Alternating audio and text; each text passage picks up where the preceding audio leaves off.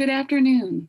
My name is Misha Stone, she, her, and I'm a librarian at the Seattle Public Library.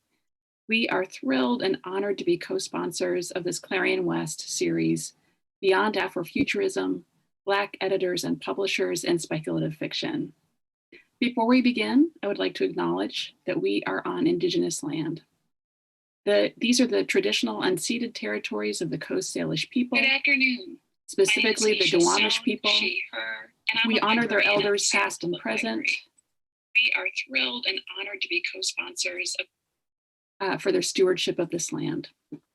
This event is sponsored by the Seattle Writes, our free programs and workshops for writers, the Seattle Public Library Foundation, whose generous support makes so many of our library programs possible. And again, we want to thank Clarion West for involving the library in hosting this incredible series and sharing it with our local and national writing communities. And now I'm going to pass it to Rashida from the Clarion West workshop. Hi, everyone. On behalf of Clarion West, I want to welcome you to the second in our three-part series, Beyond Afrofuturism, featuring Black editors in speculative fiction. As part of our mission to support more emerging and underrepresented voices in the creation of wild and amazing worlds, these conversations are intended to expand our understanding of the role editors and publishers play and the importance of inclusivity at all levels of publishing. Please join us as we conclude the series on Monday, May 17th at 7 p.m. Pacific with Zines and Magazines, Expanding Worlds in Speculative Fiction. This series is just one entry into a larger conversation that we hope will continue to grow as it flows through our field. There is power in publishing, the power to decide which stories get told and to amplify the voices of new storytellers. Our guests today represent 4 Black-owned publishers: Rosinium Publishing, Introducing the World to Itself; The Best of the Black Fantastic by MV Media LLC; The Bold, Fearless Fiction of Mocha Press; and the Nebula Award-nominated Aurelia Leo. These guests are the writers and editors who, in becoming publishers, have opened doors for other BIPOC and marginalized voices in fiction. Our panel moderator is Dr. Clinton Fulker, the curator of African American collections at Emory University's Stuart A. Rose Library in Atlanta, Georgia. Over to you, Clint. Thank you. All right, thank you very much. And again, my name is Clint Fluker, and welcome to the Power in Publishing Publishers Roundtable. This is going to be an incredible event, and I just want to thank you for joining us today, and thank you very much to the organizers for putting this event together, because everybody on this panel, we know how hard this is to do. It is not easy. And I also just want to thank the panelists for their time and joining us today. So I'm going to start off by introducing our panelists and just drop directly into the questions after that. And so first we have Nicole Gibbons Kurtz. Nicole is the owner and publisher of Mocha Memoirs Press, where her mission is to publish engaging stories that amplify diverse experiences with vivid storytelling, robust protagonists, and fearless voices. Nicole is an author, editor, and educator with over 40 short stories published, as well as 11 novels and 3 active speculative mystery series. All right, Nicole. All right. She's busy. We also have Bill Campbell. Bill Campbell runs Rosarium Publishing, which specializes in speculative fiction, comics, and a touch of crime fiction, all with a multicultural flair. Bill is also the author of Sunshine Patriots, my booty novel, and the anti-racism satire Coontown Killing Caper. Along with Ed Hall, he co-edited the groundbreaking anthology Mothership, Tales from Afrofuturism and Beyond in 2013. And we are joined by Zelda Knight, who is the publisher and editor-in-chief of Aurelia Leo, a small press based in Louisville, Kentucky. She has published over 100 authors, artists, and poets from around the world. She is also the co-editor of Dominion, an anthology of speculative fiction from Africa and the African diaspora, which has received significant critical acclaim. And last but not least, we have Milton Davis. Milton is an award-winning Black speculative fiction writer and owner of MV Media, a publishing company specializing in science fiction and fantasy based on African and African diasporic history. Milton is the author of 19 novels and short story collections, is a contributing author to Black Panther: Tales of Wakanda, published by Marvel and Titan Books just this year. I'm going to give some clicks silently, some snaps here, just to welcome these amazing editors and publishers. And I'm going to just start with some questions, and then we'll have some Q&A after that. So the first question I have for all of you, and we can start with Nicole, and then people can just sort of jump in. Why did you decide to become a publisher, and how did you go about it? So right around, Toni Morrison always said that if you don't see the story that you want to read, go write it.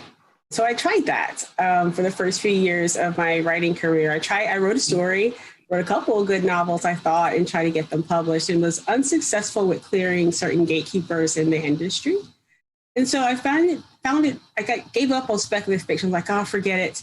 And I went and I wrote romance for 6 years. And I wrote speculative romance, contemporary romance. But what I learned from being with a bunch of very different small presses, I learned about publishing. My knowledge of publishing came from being a published author, like looking at contracts and doing homework. And this is right around 2006, where we were right in the middle of the big ebook boom in terms of, like, there's a small press around the corner every day, right around the mega giant that was Alora's Cave.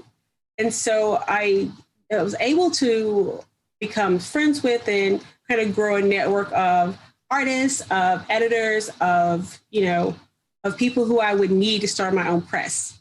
So when I was done writing romance, I was like, okay, what do I want to do now? And this is like 2010. And I was still trying to get my work out there and was still really struggling. Wasn't seeing a lot of diverse science fiction or fantasy stories around 2010. And so I decided that I can't be the only voice that's not being heard in this industry, and my stories that aren't being told. And I was like, it'd be great if there was a publisher would do that. So I had what I needed. I went into small business courses, but I also had like artists who could do cover art. I had editors, I had copy editor friends, developmental editors friends. And I was like, you know what, I can do this. So I did. And Mocha Memoirs was born. But before that, I did run a small magazine of Mocha Memoirs, short fiction and poetry. I ran that from 2001 to 2008. And we published and paid for short fiction and poetry. So I already had some publishing experience before I decided to make the leap to publishing novels and novellas. But I kind of wanted to, it's in our mission statement. We want to amplify marginalized voices in speculative fic. That's why I did it. And that's what I continue to do. Thank you. Who else wants to jump in? I guess I will. It's it's similar to what Nicole did. Basically, I wrote my first novel, Sunshine Patriots, back in 1998. Nobody was interested in it, or I wrote it in 1998. So then I self-published it in 2003. It was a horrible experience. I cobbled together a 23-city tour by myself. Ended up writing my booty novel, which made fun of the whole thing. Got a fancy agent who couldn't sell the book. And then fast forward through some things that my agent said, I ended up writing Coontown Killing Caper. And then while I was out there doing Coontown Killing Caper, just kind of selling it out of the trunk of my car, doing comic book festivals, whatever, two things happened. A grad student at West Virginia said he was writing part of his PhD dissertation on Sunshine Patriots. And then a couple of college professors hit me up saying that they were going to teach Coontown. So then I said, how is it that I can be good enough for academia, but not good enough for a publisher? And because I wholeheartedly believe that I'm not special, I figured that there had to be other people out there just like me. So I thought I'd go try to find them. And that's Rosarium, basically. Wow. Well, I don't hear this. I came to it in a different, kind of similar way. Although I hadn't been published previously before I became a self-publisher, I dabbled in publishing. Sending my stories out in the early '80s when I just got out of college, and life got in the way, and I just kind of got away from it. I worked my way from back in the time, Xerox rejections to to where editors were actually reading my stories and saying, hey, I like this, but it's not for me. And I dropped off for a while. Then around 2005, I decided that, hey, you know, I was looking at some of the things I always wanted to do, and writing was one of them, and publishing. I had a business previously, so I decided when I did it, I wanted to do it myself. Self-publishing was becoming a thing then, especially among a lot of the urban fiction, street lit people were doing it themselves and stuff like that. So I sat down in 2005, wrote 3 novels. In 2008, you know, I released my first one, and just kept going from that point forward. And as I started doing it, I think I came across the same conclusion that everybody else came with. I said, I'm not special. There's probably other people that want to do the same thing I want to do, never had the opportunity because of the gatekeepers or whatever. And that's when I started to publish other people, specifically publishing the anthologies, because they were on subjects that I wanted to write about, and I knew other people probably had already written about or wanted the opportunity. So that's when we started doing I started doing the anthologies and stuff like that, and it's just kind of grown from there.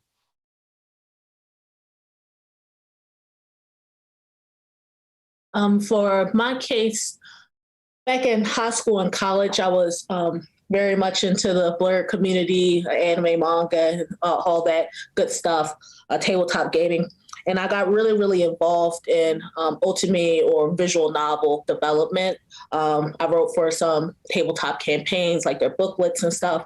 So I was from a background in publishing fiction, just fiction that was more gamified, if you will. And then around 2016, I really got into this idea of actually publishing, full-length books and novels and magazines, because similar to everybody else, even though the press took a very different direction, I was very concerned about the lack of Black heroines and Black speculative romance, particularly alien romance, which I was really into at the time, still am, but at the time was really, really into. And so originally my press was supposed to be part interactive fiction, part alien romance. It went very divergent from there. But as everyone commented, I knew there was people out there that felt the same way, wanted more diversity in their fiction. And if you build it, a lot of times they will come. And I don't have a business background, but with my mom having an MBA, she really helped me take care of the business ends of things. So I was already, when I was doing gaming, like people were surprised I had contracts and, things like that, which to me was second nature, but really wasn't.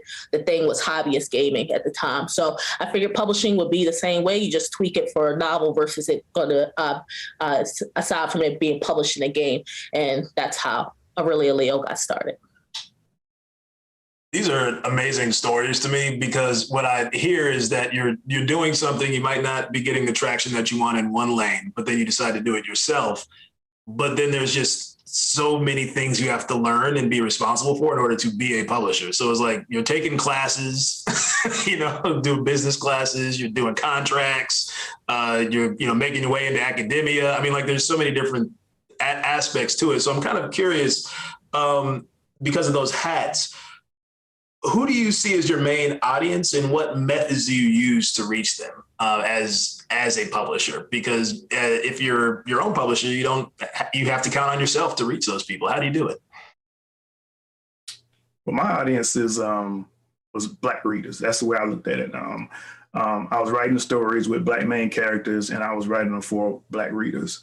And so when I had been in business before. So when I started writing my books, I wasn't very up on social media at the time. So I basically hit the streets. I got my books printed, threw them in the trunk, started going around places in Atlanta. My first book signing was at the Starbucks, the Magic Johnson's Starbucks. No, I know what you're talking about. I grew up around the corner from me. That was my first book signing. I walked in and said, "Hey, I want to sell some books." They said, "Cool, you can come in and sell them." I said, "Well, do I have to pay you guys a commission or something?" They said, "Nope, just come in here and sell your books." I told everybody, they showed up. I sold books, and that's how I started. I also had a great relationship with Nubian Bookstore here in Atlanta, in Morrow, Georgia. I really have to give Marcus, the owner there, Marcus, credit, because he was the one that basically took my hand and showed me how to go through the whole getting cover art design, manuscript design, and everything like that. So he taught me a lot about this self-publishing industry when I first started. As I started to learn more about social media, that's when I started using it as an avenue to sell my books. And the thing was trying to find groups that were focused on what I wanted to sell and talk about. And if I didn't find a group, to start that group. That was my whole thing, is that you're not gonna, if you can't find it, do it yourself, build it yourself. And that's basically what my whole process has been since then. And I still focus on, even though I focus on doing conventions, I'd never gone to a convention before until I started selling books. Be honest, I drove by Dragon Con all the time and just said, look at all those people in the costumes, and just kept going.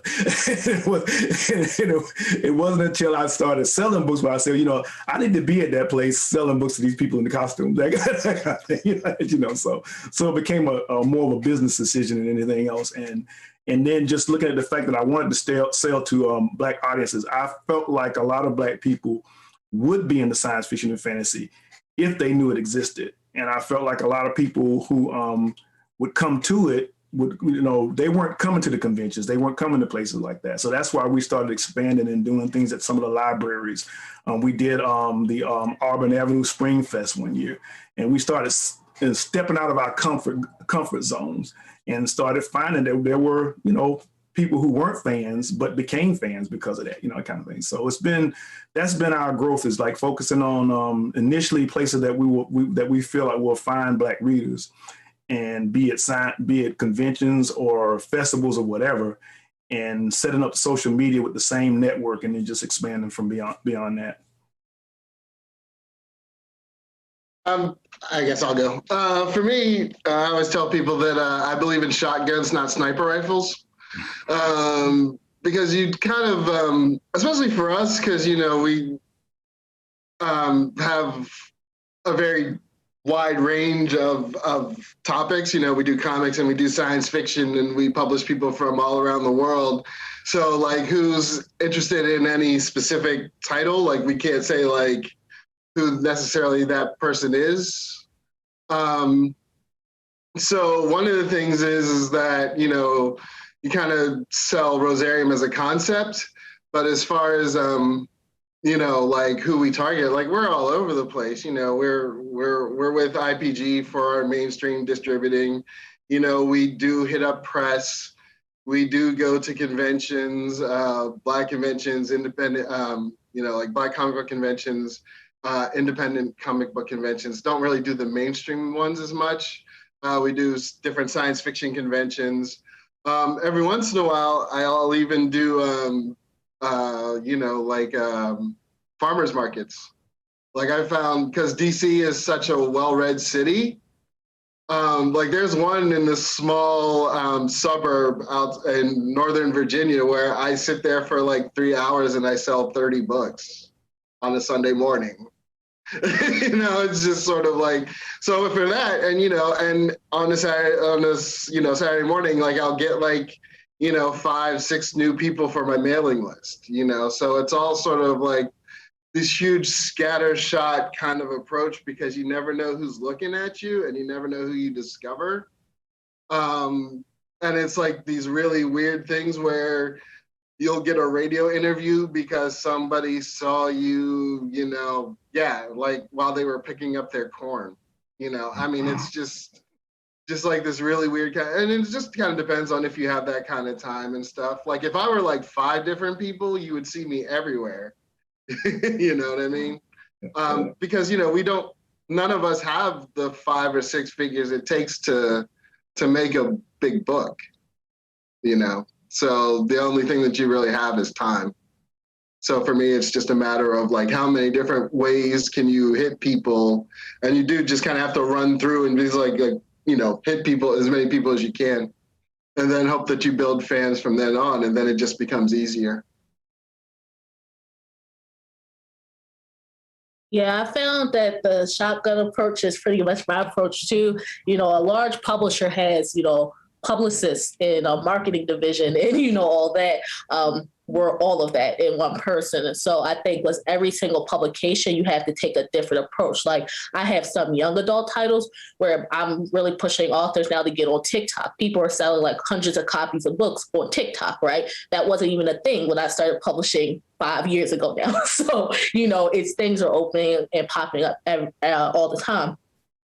With Dominion and some other titles, I reached out to a journalist, a local journalist, and literally people started coming out the woodwork talking about, oh my God, I didn't know this was there, blah, blah, blah. And I'm like, well, I was there. I don't know why word of mouth wasn't working before, but the stars align and somehow, people find you. And a lot of times it ends up being word of mouth, even on social media. It's like, I just get that right retweet at the right time. A certain person likes a book and all of a sudden, like wildfire versus I'll, plan a review tour, et cetera, and mixed bag. But yeah, I really do think, if you're publishing something really specific, like if I was just publishing alien romance, I could know who my reader is, a woman between, 20 to mid 40s, that, all these demographics you can actually pull out. But when you're publishing a wide range, I think every single publication has a different audience. And sometimes they'll surprise you too. You think this certain reader will like this book and you'll find it'll be completely different people. So I do think it would be interesting to pull some demographic things, but a lot of legal issues with that. But if I could pull demographics, I would say my readership is all over the place, which always surprises me because I target campaigns pretty specifically. And the people that read the books usually aren't the people I target. So I don't know what's going on there. So I've been at this for about 11 years now. And like Olivia and Bill and Milton as well, we do horror, science fiction, fantasy, and paranormal romance. We also do the subgenres as well. And so, like Olivia said, it depends on the title. It can be the reader can be anyone, and so for us, it's kind of scattershot as well. I have a marketing coordinator, and she does all our social media and our press releases and things like that. But I go to conventions. I took the more traditional route. I went to cons, but I have been going to cons before I started publishing as a publisher. But as an author, even before I started like trying to get published, I would still I went to cons, which is weird because I would only be the very lonely person there. But I always thought they were fun because you can share in your fandom with other fans. But there are not a lot of other fans at conventions look like me. So I had to find other ways to kind of market my strong Black heroine works, which is what a lot of our titles are. And so I went to social media groups that Milton was kind of referring to earlier. And then we met at one actually, Milton, and then we joined a few others. And then Milton created one with some other people. So it's just been trying to stay on top of inventive ways and thinking outside the box, like Bill's Farmers Market and like Olivia's TikTok, just kind of looking for other ways to get the word about your product out there and into readers who are really wanting to read that hands. And it's not always, like Olivia said, it's not always who you think will be the person, like when you're targeting your Facebook ad or when you're targeting your Amazon ad for these types of readers, it's not always them that are the readers who want that work. So that's always surprising. Y'all are all very accomplished, so I knew I would get some good answers to that, but I did not expect farmers markets and TikTok. I'll just tell you right now. That works for me. Thanks for sharing. I had another question that's really about your challenges that you might have faced as a Black publisher. What are some of those challenges, and how do you go about solving them? No comment.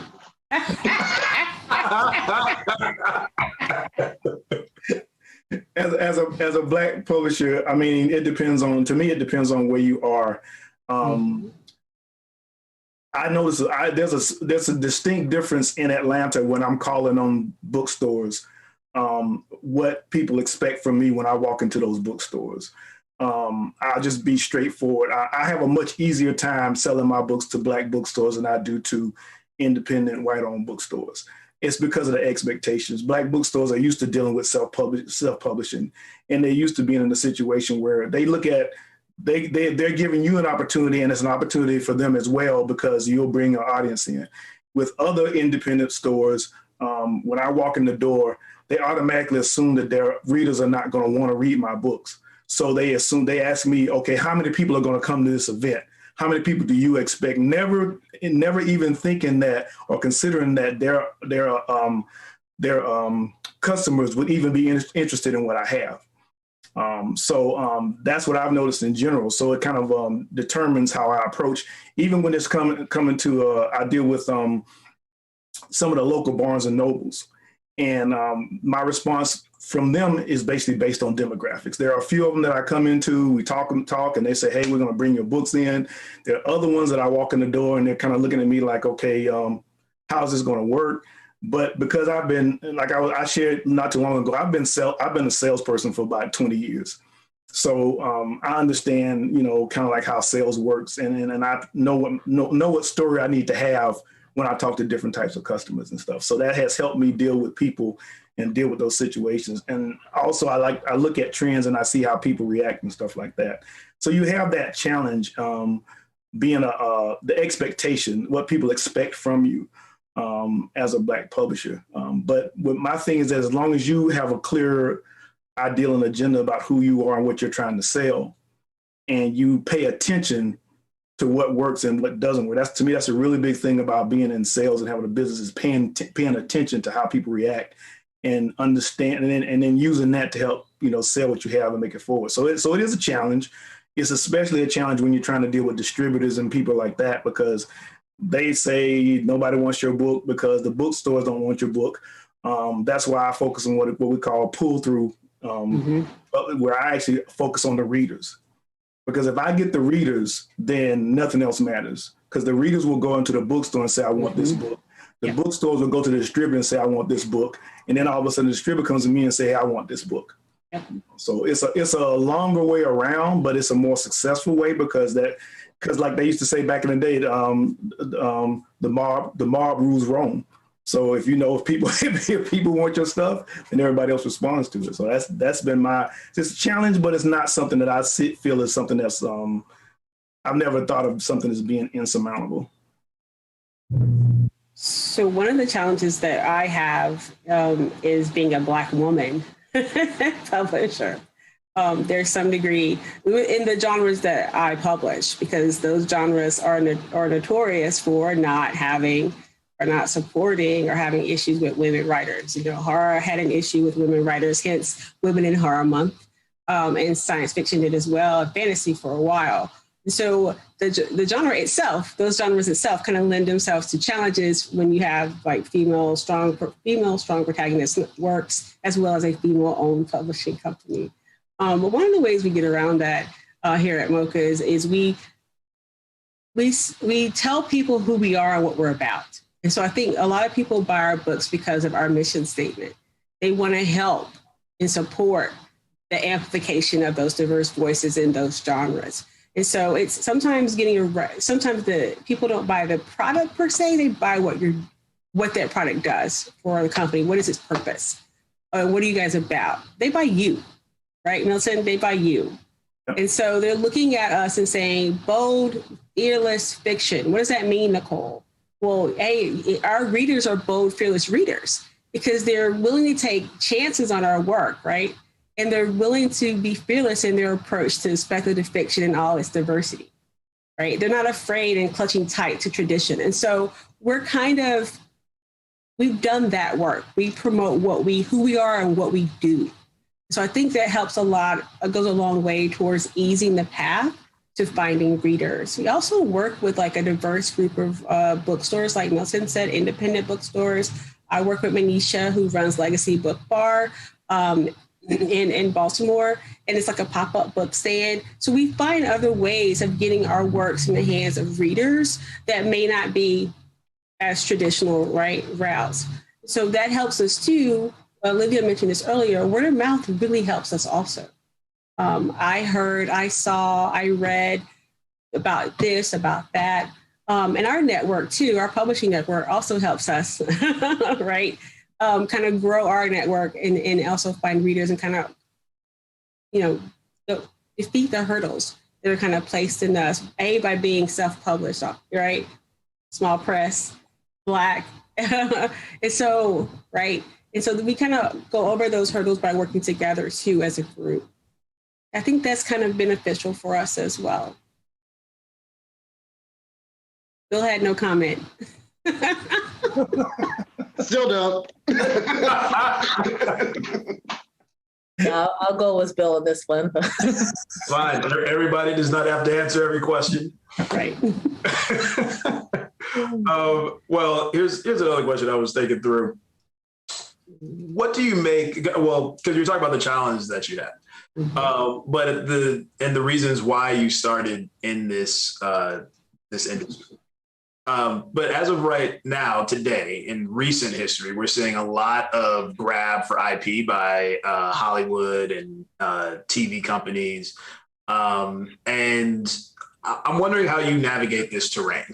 Have you been approached by some of these big companies, and how do you respond? As a publisher, I don't get involved in it when it's people who I've published, because the movie people and stuff are going to deal with them. I don't have their movie rights, so they're going to deal with them. As an author, I have a few items out there that are being shopped around. To be honest, I hate the process because I'm a very impatient person, and I feel that for me, the way that technology is and the way things are set up these days, that it's actually there's actually an option that you can do it yourself and pursue that. One of the things about right now, like you talk about IPs, content is very valuable right now. There are so many streaming networks out there, so much stuff going on out there that everybody's snatching it up. And I think as creators, a lot of us don't realize how valuable what we create is. And so we in situations where people are telling us that they're offering us these opportunities and what the things they can do for us, when we don't realize that in a lot of cases we're holding the bag. And so it's something that like I said, I've done it with a few people. It means having a lot of patience. It's kind of a hurry up and wait situation.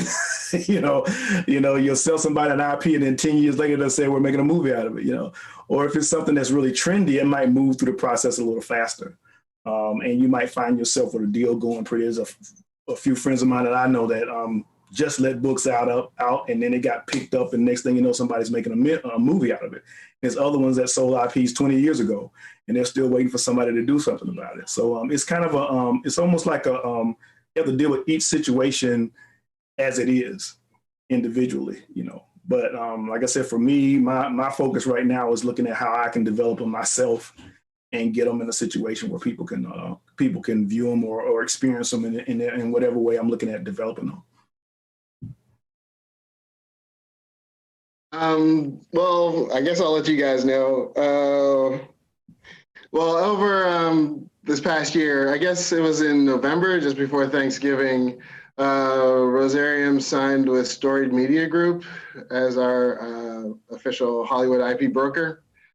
So basically what we ended up doing was I approached everybody within Rosarium and I was just like, if you want to do this, you can, and if you don't want to do it, that's absolutely fine with me too. We have optioned one thing, but I'm not allowed to talk about it. And it looks like a couple of other things are looking pretty promising right now, and we'll see what happens. It was kind of weird. It's one of those things where, shotguns, right? It was just like, all of a sudden, out of the blue, somebody calls you and you're like, yeah, you're full of shit. And then you look them up. And you're like, okay, this is real. Okay, all these people are real. So yeah, how you navigate it is just kind of sit there and go, this is really weird, and just see what happens from there, and just kind of roll with the rest of your life and hope that one day you make it, because that they make something of it. Because I had to recently sign a bonus structure, and geez, the money involved in those things if they make it. Oh my goodness, Like, it makes me want to be like 30 years younger and never eat carbs again and be beautiful. I'm like, no wonder they go out there. I didn't know that.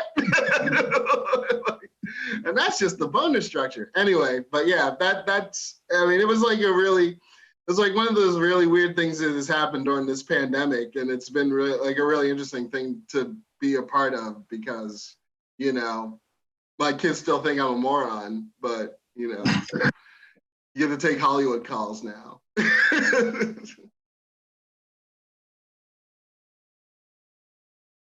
Yeah, similar to Milton, I don't ask for film rights because as a small press, I think that might be too much. Sometimes it depends on the structure, but I do have two really strange experiences. Was one time I put up a book, you know, you just announce like the deal, et cetera, and some guy contacted me, was like, oh, I would love to see if this would be interesting for our company. And I like Bill was like, who is this scammer? But like, no, he was a legitimate like person looking to option the book. So I had to talk to the office, say, is this okay? And they were like, oh, sure, that of course that's fine.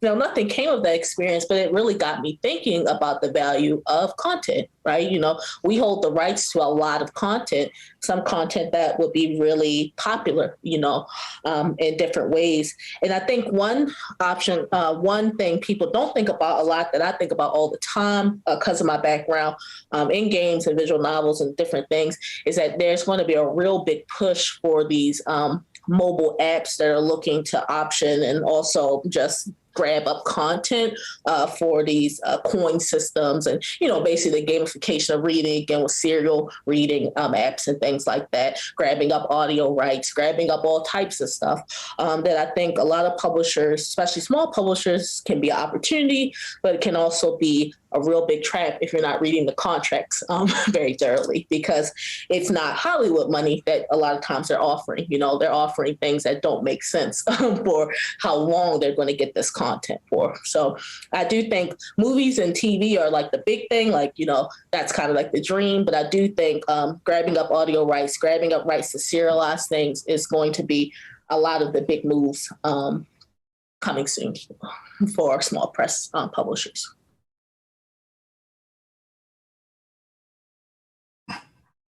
That's good. Nicole, I assume you don't want to jump in. That's fine. I really, one of the things that I think is so interesting about this is how we spent so many years trying to figure out how to get people to publish these books or to see these kinds of stories on TV. And now we just sort of, you know, they're all over TV. They're on the streaming services. You're seeing some of these books come out. And in large part, that is due to the work that you all do. And I think that Milton had a really good point where it's like, this is the value. The value is here. It's like you're holding the bag. So I want to kind of expand a little bit more about that value. What does your business offer as a Black publishing company that other publishers just don't? What do you think is your value add here? Y'all gonna make me go first? No, I'll do it. Well, Clint, you know me. So when I saw that question, you know all the smart ass answers I had. I'm waiting for some of them to come out. So, you know, just go for it, man. I'm tired, brother. I'm tired. So I'm on good behavior today. But I actually did give this thought, and what I was thinking was that in the process of a lot of white people becoming white, that they lost a lot of these editors and gatekeepers, or whatever you want to call them. They lost the idea of cultural nuance, right?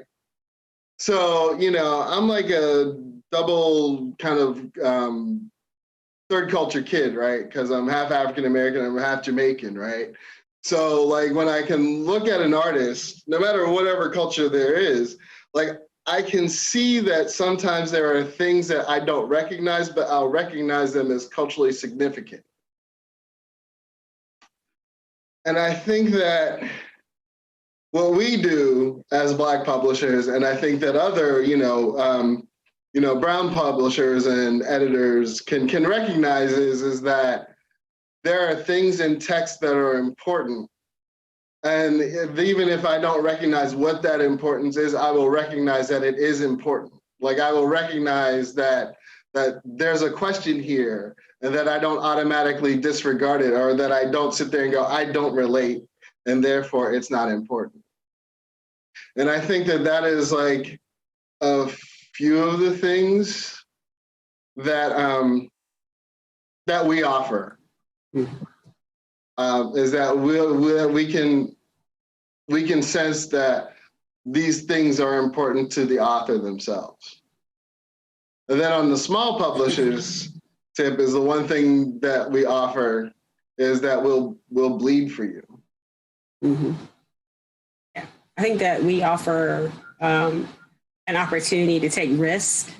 So we take a lot of risk in terms of the storytelling. We are often the first ones to say, hey, that's really different. Let's roll with that. So that's a different way or a different perspective or a different story, and take that unique voice and go ahead and publish it, even though it doesn't fit the mold of what is considered popular or the big four are pushing out. And so we're that place where trends are born in speculative fiction and in publishing. That's us. And that's the value that we add, right? And like Bill said, we'll go to bat for you, right? We'll bend over backwards for you in your story and preserving your voice in that story, even if it doesn't exactly fit the mold, right, that is trending or is popular right now. We're the risk takers. Right? We're that place where uniqueness and trends are actually birthed. And so that's kind of the value in Black small presses as well. For us, I mean, that's the value I think we offer. One of the many things we offer is that ability to take risks and to take those unique stories that don't get past gatekeepers, that don't fit in a nice, neat box, and saying this is it, and valuing that story and publishing it and getting it out there for other readers to discover. Yeah, I would say the same thing. When I started MV Media, my thing was to focusing on Black authors and Black audiences. And I have this ideal that this theory that mainstream publishers has certain stories they want certain people to tell. And so as a Black author, there's certain stories that they're going to allow you to tell based on what they think white readers want to hear from you. And so that's why we get these trends in the publishing industry. Whereas me as a Black publisher, I want Black people to tell their stories the way they want to tell them. My job is not to say that you shouldn't be telling this story, or you maybe want to change this because certain people won't like it. No, I want to hear your voice. I just want to facilitate that. When I look at our anthologies, and our anthologies were diverse before it became a thing because we just published good stories. We didn't care who wrote it, what they wrote about. If it was a good story, we published it. And that's when I get other people approach me and say, how do you get diverse diverse anthologies and stuff? I say, well, you just publish the good stuff. I said, you publish the good stuff, you get diversity. And I think that's what we do here. We're fearless in that standpoint. And for me, it's the main thing that I do. It's the main thing I want to do. And not just from an African-American standpoint, but throughout the diaspora. I want people to be able to tell their stories the way that they want to tell them. It's interesting to me to hear about things that I'm not aware of. And that's what makes the books exciting and different. And like Nicole said, like Bill said, that's what we do. And that's what we bring to the table.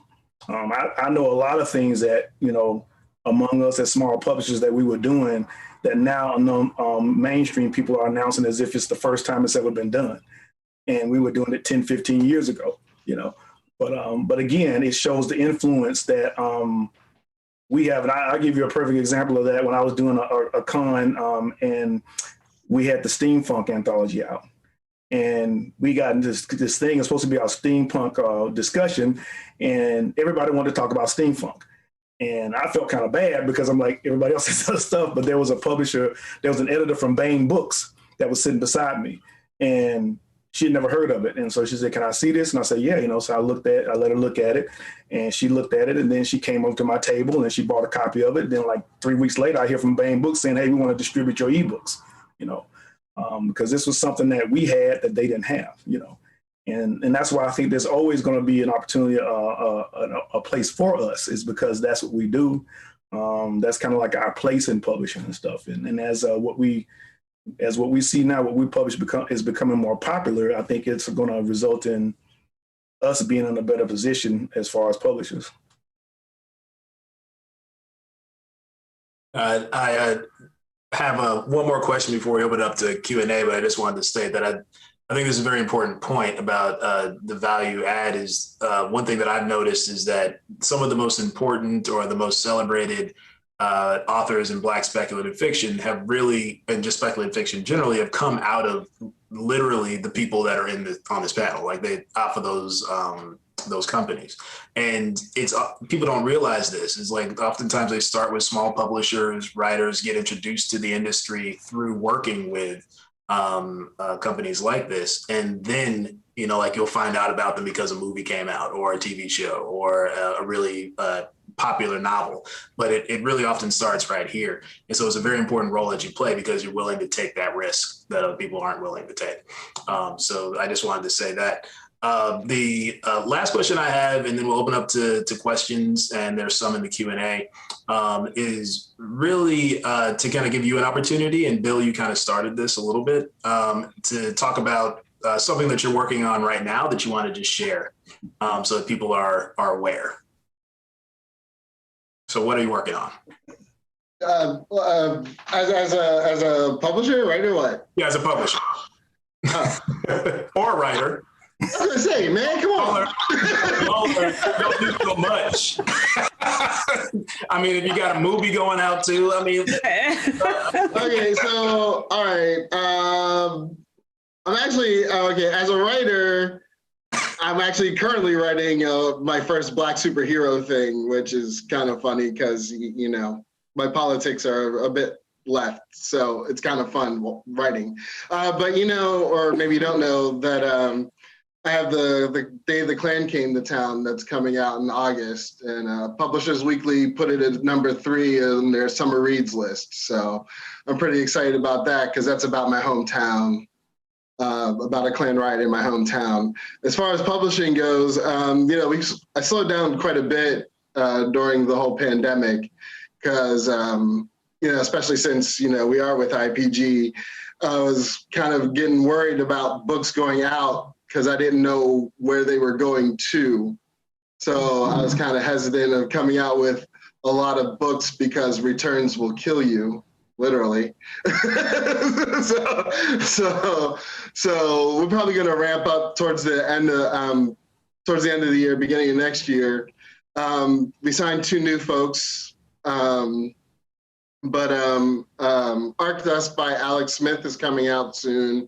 And then Gender Studies by Awan Mance. Those will be our next 2 projects coming out from Rosarium. Arc Dust is a book of short stories. Alex is out of Philly. I've known him since the beginning. Actually, before Rosarium, I met him during we were touring with Coontown, and we did the Afrofuturist ball together with Rashida Phillips and More Mother. This was back in like 2012. We've been friends ever since because I did a little reading and he's like, Ishmael Reed, right? And I'm like, oh, all right, we're cool. And then Juan Mance, Gender Studies, about, growing up non-gender conforming in the hood. Their comic is just, it's just amazing. She's like funny and heartbreaking all in the same sentence. It's just one of the most amazing things I've ever read. So those are the 2 things I'm excited about. And then we're going to ramp up. There are a bunch of things that we're cooking up, but that's what's happening with us.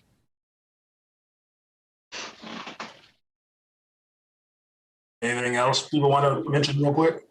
Okay, well, we have a novel dropping by a new author for us, B. Sharice Moore, Dr. Marvelous Jen's Art Scholars. It's an amazing combination of steampunk and magic realism and historical fiction. It's going to be dropping May 24th. Really excited about the book. Doing really well from pre-orders and stuff like that. As far as MV Media is concerned, the reason that we put media on our name because it was our belief that one day we would expand up into different things, and we actually have a project called Playing the Odds, which is an animation project that we've been working on based on one of my short stories. Got a really great team together, and we finally finished the pitch trailer, which I'm really excited about everybody seeing when we can finally show it to everybody. But that's something I've always loved animation, always wanted to get into it. I actually have an animation IP that's being pitched around right now on one of my steampunk novels. So that's an area that I hope that we will be growing into more as time passes. We just released, this is our summer of horror. So we just released Telecommuting by L. Marie Wood, who's a award-winning screenwriter and horror writer. It's perfect for this time. It's about someone who's working from home during our challenging times. We also released Night Shadows by Stephen L. Brayton, which is set in, of all places, Tulsa. And so we've had 2 horror novels come out this past month. We have and will be donating to, for Slice Girls, our Women in Horror Month anthology, we did make a donation to Planned Parenthood. All the proceeds for those sales went to Planned Parenthood. So we continue to, be on the forefront of horror as well as promoting strong, boldless, fearless women. So from my mini hats, publishing wise, there's a lot of books we're putting out because kind of like Bill, we kind of put the brakes on things to see how things pan out. But a lot of works coming out this year too. You can hopefully see back here, Royal Pride is a Shift to Romance anthology, only 99 cents. You can buy it anywhere. It's going to be really, really good. And then on the very top, Earth Reclaimed by Sarah Coder. It's a really innovative cli-fi / trans fantasy of a non-binary teen, fighting evil and saving the world. So, you got a lot of range here to really a Leo. As an editor, I got my first book deal, which is super exciting, was Tor, for a new anthology called Africa Risen, which is still in the works right now, but should be coming out soonish. And it's going to be a really, really good deal. Kind of building on the concept of Dominion. There's so many anthologies that came before us, obviously, and I'm excited to get that into the world. And then as a writer, I wouldn't be a writer, so I was shamelessly plugging my own work. I don't know if you can see it, but this is Wed to the Warlock. It's free right now.